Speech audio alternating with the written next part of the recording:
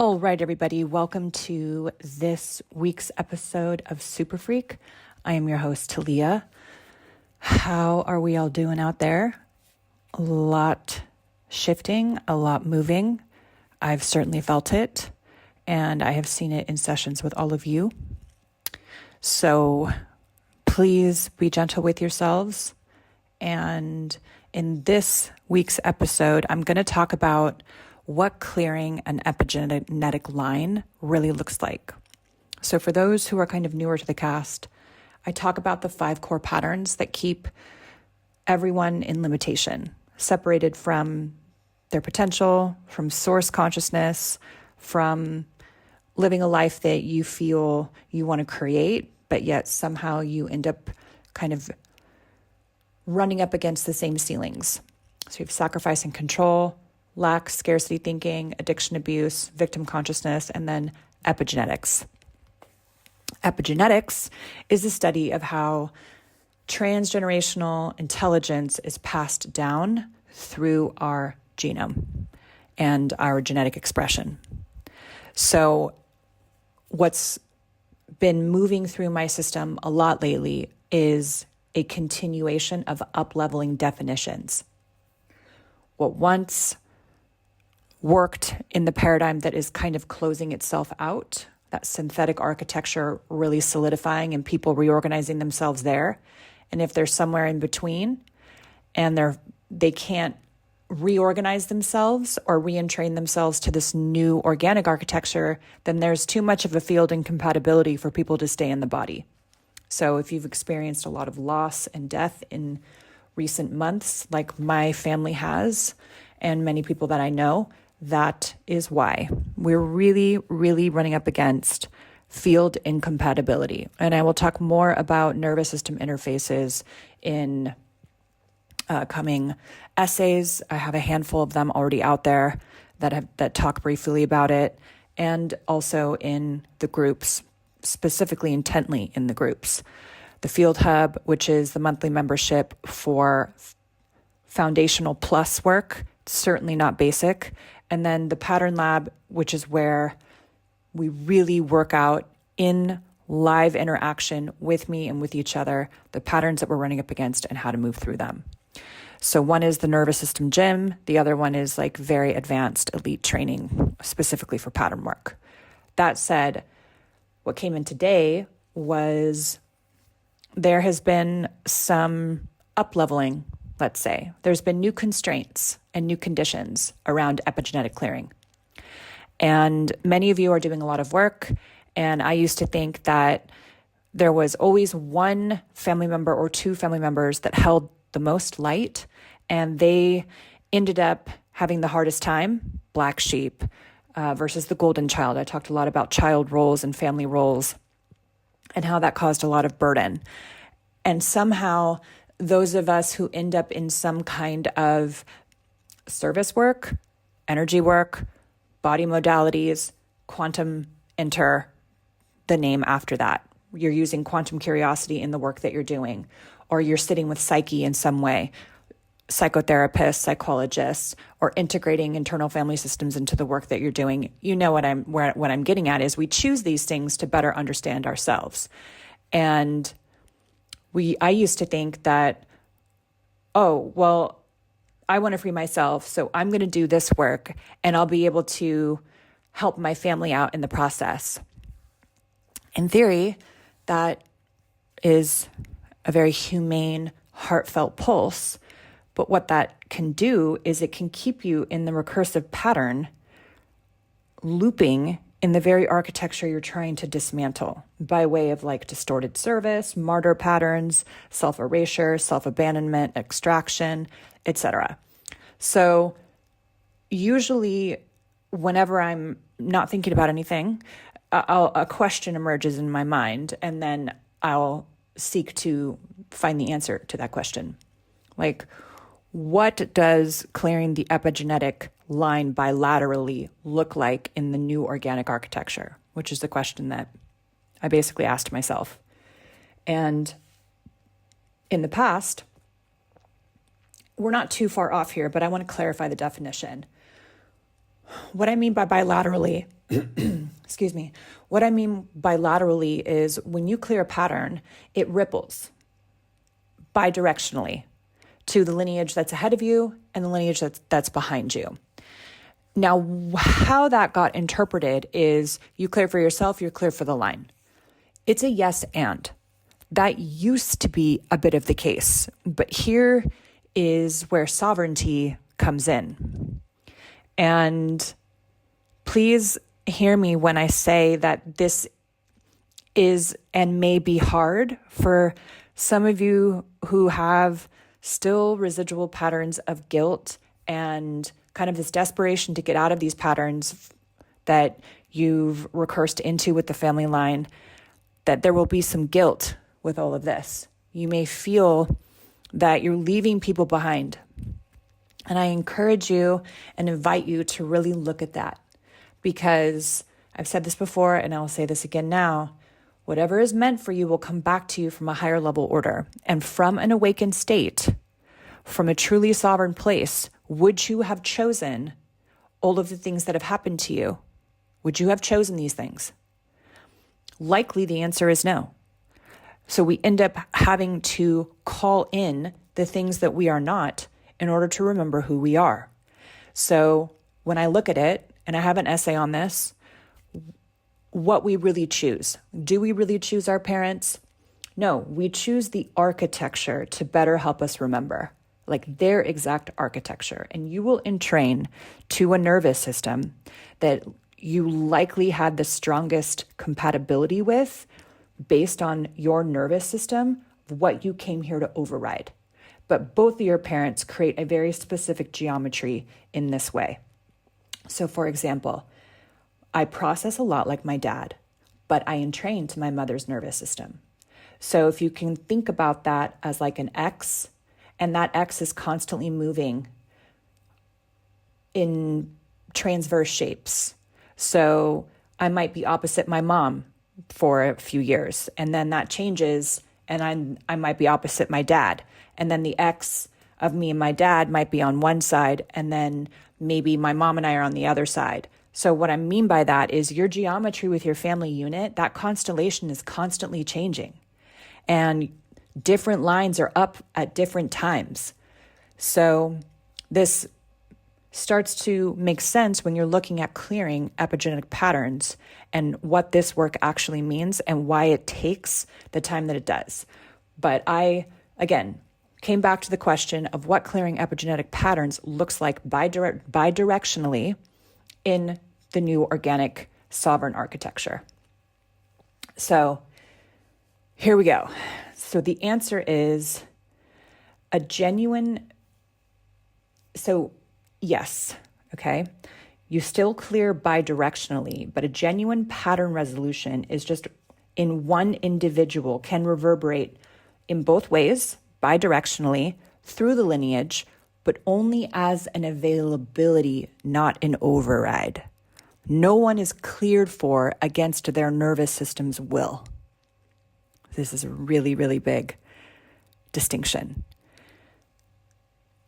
Lineage is a probability field, not a command chain. So through a QP lens, it's biological and informational. What's inherited are epigenetic markers. So think about methylation patterns, stress response biases, PTSD from years of war, these kinds of things.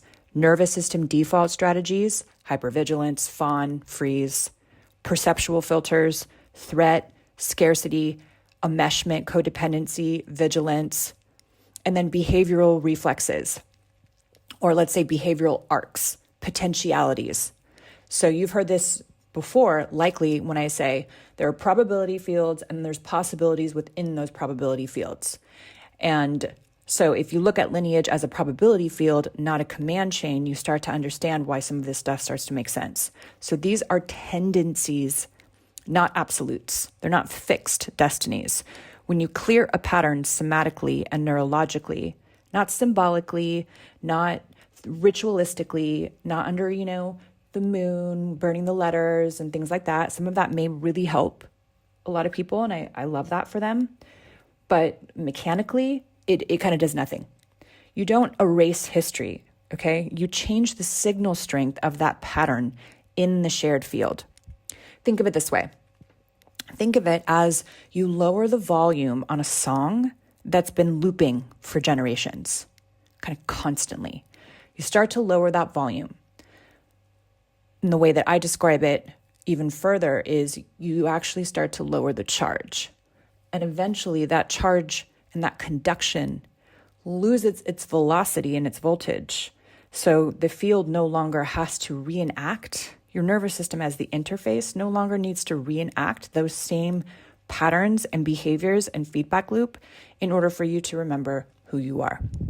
So what actually reverberates when a clearing is done through QP and the frequency work that we're doing is that the body no longer needs the pattern for regulation. It no longer needs to reference off of that. Identity no longer organizes around that pattern. That's why a lot of you are going through several back-to-back relentless levels of identity dissolution, and you're really being asked to stay in the void. So it's like one kind of death portal after the next. The nervous system exit reenactment. So if your nervous system no longer, like I said, needs to reenact that stuff, then you know you've created a reverberation. And then choice starts to replace these reflexes. More possibilities present themselves. This is all about having more choice, which is all about experiencing a broader bandwidth of possibilities, wealth opportunities, synchronicities, less ceilings, more ease, more joy, things like this. So when this happens, the lineage field updates in 3 directions. So it's an XYZ.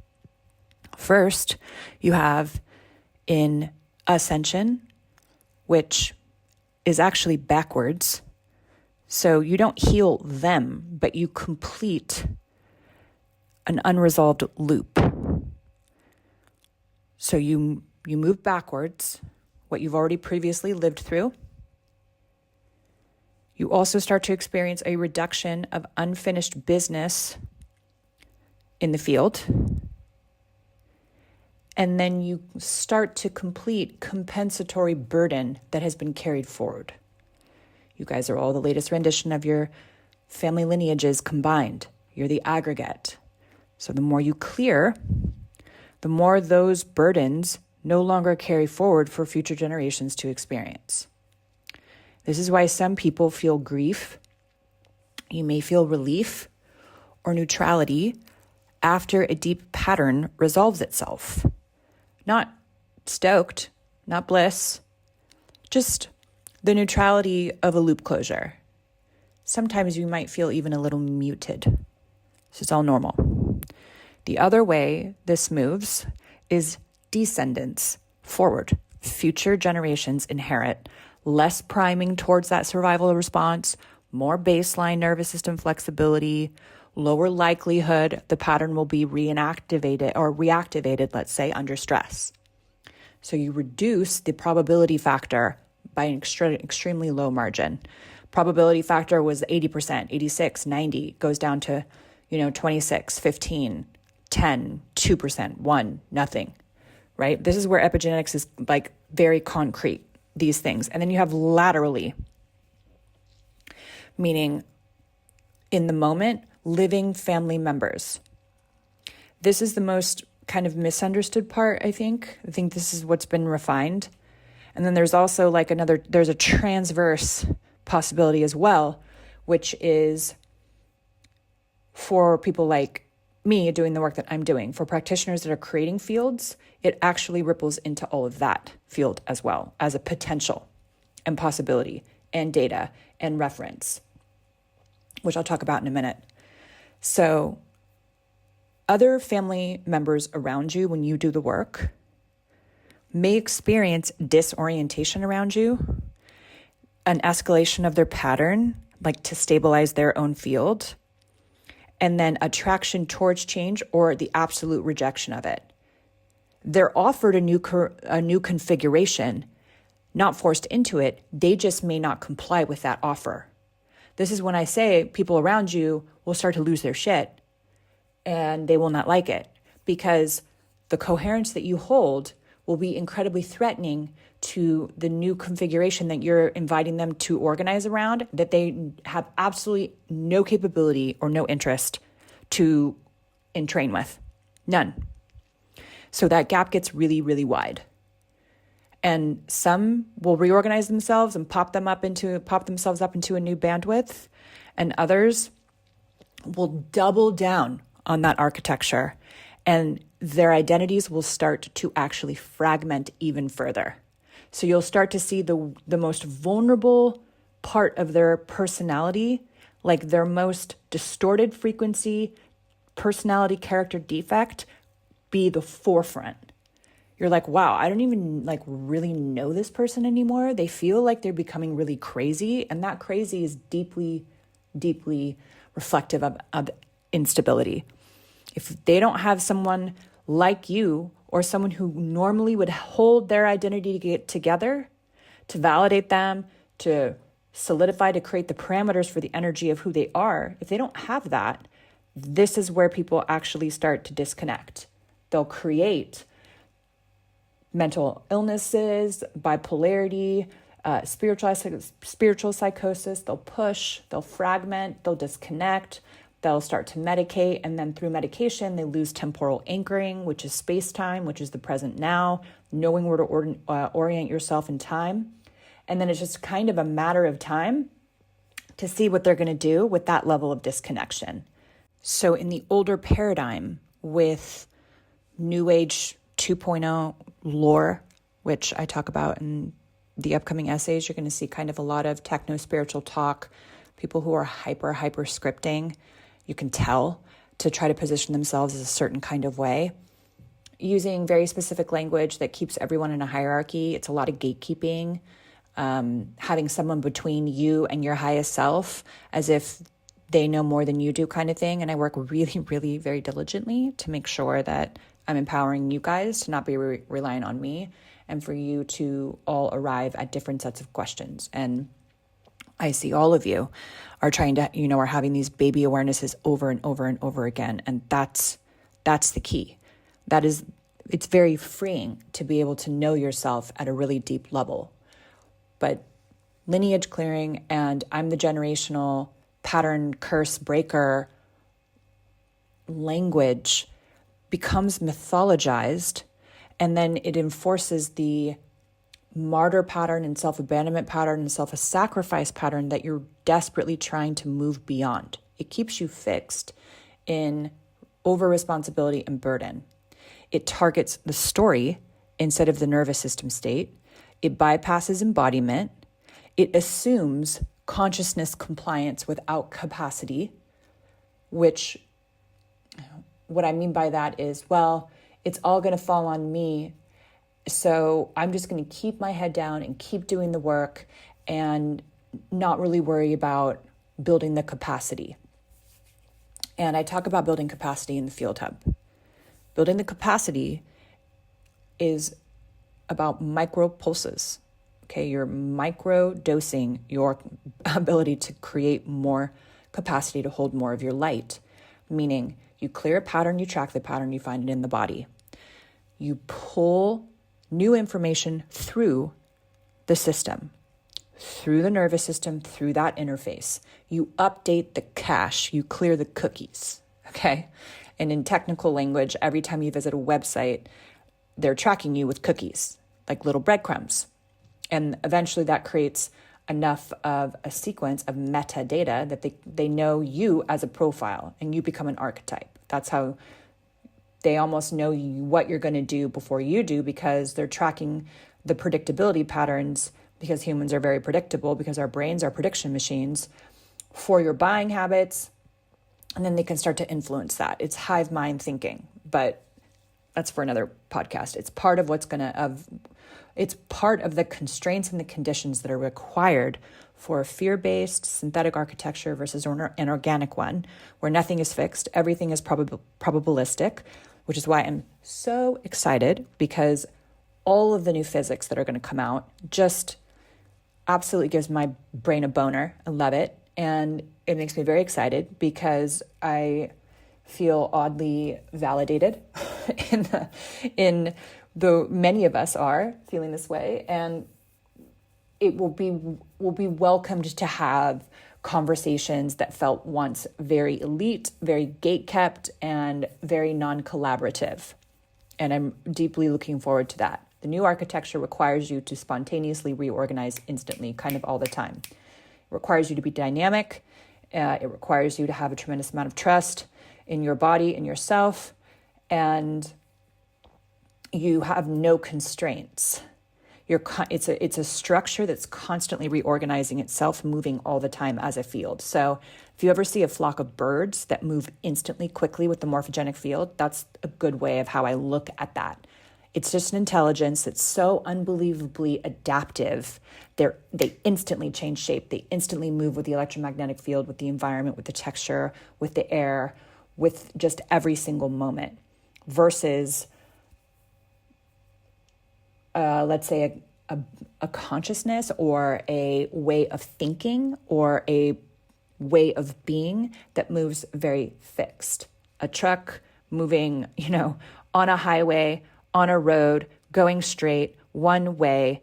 To move a big truck, a semi-truck, to make dynamic decisions, you can't. It's very slow, it's very dense. They're going one direction. They don't have any agility. They're too heavy. It's too dense, and they can't make a sharp right or a sharp left to avoid an object in the road. They just fold in half, slide forever, and crash into something. So that's how I, let's say, visually look at what a dynamic and an organic architecture looks like. So instead of, in former language, we targeted the story instead of the nervous system state, right? Bypass embodiment. And then we confused symbolic ritual with biological resolution. Oh, okay. I've done all of the rituals. I've been in all of this work. And why isn't my life changing? Because all of the work that you have been doing is no longer compliant with the new way of being and the new organic architecture that is coming in that is phase locked. We are in that locking phase. People are deciding where they're going to land. And so many of them are dropping the body and they'll say, you know what? It's too dense. It's too crazy. I will re-render in the new reality. Just easier. So you cannot epigenetically clear a pattern that is still regulating somebody else's identity, that is still preventing overwhelm, that is still maintaining attachment bonds, that is still organizing safety. No nervous system gives up a pattern that still works. That's why it's a nervous system game. To meet yourself and how you meet yourself is how you begin to expand, like a rubber band, the capacity of what you can take in and what you can hold without it causing like spasms. So the work that we do, we can collapse incredibly quick, so fast. And many of you move so quickly. It's just an absolute honor to witness you all. Then you pull that intelligence through the body. And then this is where people get really antsy, because meeting yourself, all the versions of you, being slow, maybe doing things that are a little cringe, like rocking and ritualizing your mornings and slowing everything down. And what I mean by ritual is you're deeply present. I know I've used ritual in two ways here, but you're deeply present with the momentum of the way of your patterns, let's say, or your habits. We all love a slow morning, right? It can become really easy to do the same thing over and over again. But when you're deeply present to it and you can allow your body to settle into that, sink a bit deeper into whatever you're sitting, staying, lying, sitting down on, lying down on, standing on. If you can just feel a little deeper and slow everything way down and be okay with the micro moments in between these big clearings, you expand faster. So capacity is about how you treat yourself when you're really uncomfortable. That's how you build more capacity. Again, we'll talk a lot more about that in the Field Hub. So the new bidirectional rule, clearing reverberates only if the pattern is metabolized, not suppressed. The body can hold the new bandwidth. The identity reorganizes accordingly, and the behavior no longer compensates for the old wound. Otherwise, you get temporary relief without the lineage impact. So many of you are very concerned and worried about your lineages, and that's really wonderful.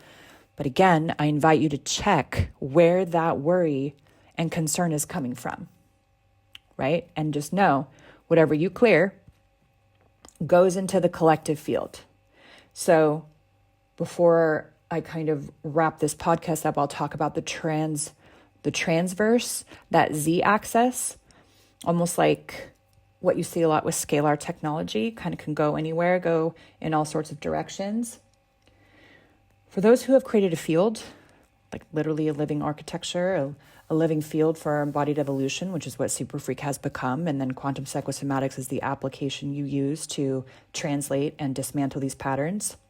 And then me, the one who's kind of hosting all of this, whatever I clear and whatever I learn goes into this field specifically, but also the all that is, and becomes available for everybody to be able to access, to tap into, to get answers from. So some of you may, let's say, ask the field or ask your highest selves, and then, or ask, let's say, me, or you ask, let's say, a duplicate of me, which is just a consciousness that lives inside the field that's been created.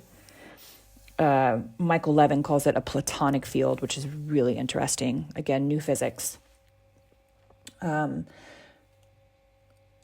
guys will, and I will answer that question. Like if you ask the field a question, it's almost like you'll get the way that I would answer it, even though it's not me directly working with you. That is essentially a lot of new physics coming out with quantum entanglement, with quantum field theory, so on and so forth. The way time works, temporal anchoring, non-locality, all the original physics principles plus new ones. So when you're moving beyond the field, and the more we amplified a specific field for the betterment of the whole that's connected only to pure source, which SuperFreq field is, and so am I, then you have more possibilities, probabilities, and more mechanics to use to help you move through these things faster. So you are not really healing your family line. You are ending a recursive survival strategy in your body that impacts their fields. You're removing you're removing your nervous system as like a relay station and a replay station. You're closing a loop that no longer needs reenactment. And then that ripples into their field. They have an opportunity and a possibility to awaken. So how fast and how far you can go no longer requires them to have buy-in. So why would you want to re-engage and bring all of your family with you if they don't want to do the work? Just want that question to live in the ether. And then what comes up for you? Do your shoulders collapse inside of all of that? Do you feel a tremendous amount of guilt? Are you sad? I understand. I can get that. So the lineage doesn't transform because you intended it to. It transforms because the pattern lost its host. That's the only mechanism that will work in the new paradigm.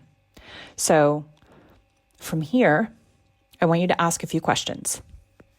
So first, pattern mechanics here. What does this pattern give me access to when it's active? Examples could be certainty, relief, belonging, stimulation, control. What happens to my nervous system if this pattern stops? Fear here reveals the regulation function the pattern is serving. So pause those, write that down, answer those. What sensation is present right now without naming it? Is the body asking for less input, more containment, or more movement? What does the body need right now when it comes to regulating your system around a pattern clearing. So patterns persist when bodily requests are ignored. Do you need to slow down? Do you need to cut off all sensation? How are you meeting yourself? And finally, what simple physical action would stabilize a shift? This could be eat, walk, rest, change posture, reduce the input around you, shut everything off, or it might be changing the screen, taking a weekend somewhere else. If the body doesn't follow where frequency, form, and field is headed, the pattern returns. So a pattern clears when the nervous system no longer needs it to regulate, not when you understand it. So it's important that as we move into more embodied evolution, that we really begin to understand this distinction. All right, you guys, I will see you in the comments. Thank you again for leaving reviews. It's greatly appreciated. Please ask me questions. I'm happy to answer them. And take a look at taliaverse.com. Check out the programs. We have the Field Hub. We have the Pattern Lab launching in February. Very excited about that. A new quiz out for you guys and lots of new resources. So in the meantime, question everything, stay curious, and I'll see you guys in a couple weeks.